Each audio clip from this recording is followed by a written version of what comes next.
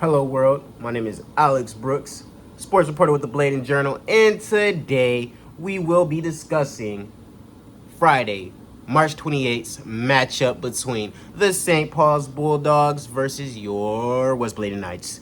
They took each other on in softball, baseball, and soccer. Softball and baseball were both slugfest, soccer different story, but we shall recap those games right now. Let's do it. Start with the Knights baseball team.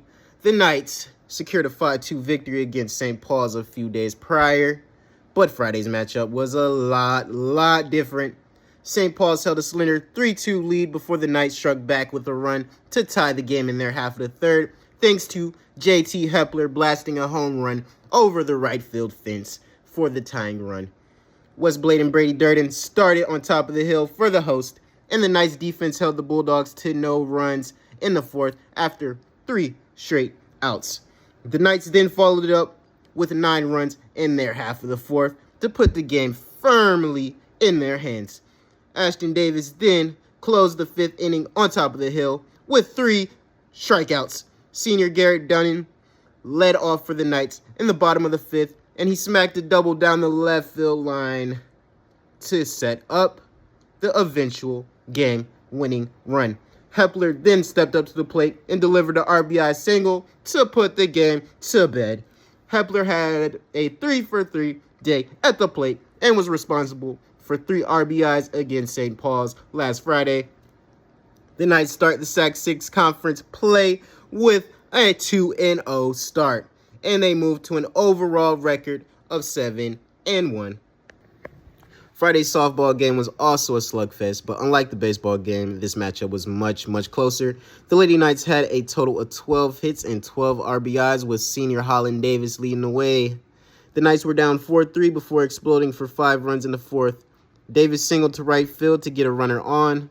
Then Marley Walters followed behind her with a smoked hit off the shortstop's glove to single, putting runners on both corners. Then West Bladen's Lauren Douglas then delivered the game-tying RBI to bring home Davis. Addison Wilcox followed behind Douglas with an RBI single to take the lead once more. The Bulldogs were able to respond after going down 4 runs in the 5th inning and were able to tie the game 8-8. The Bulldogs had a bases-loaded situation, but the Knights held strong, held firm, and were able to get out of the inning with Davis making a spectacular catch in shallow left to get them off the field. Then the hosts were able to tally 3 more runs in their half of the 5th inning.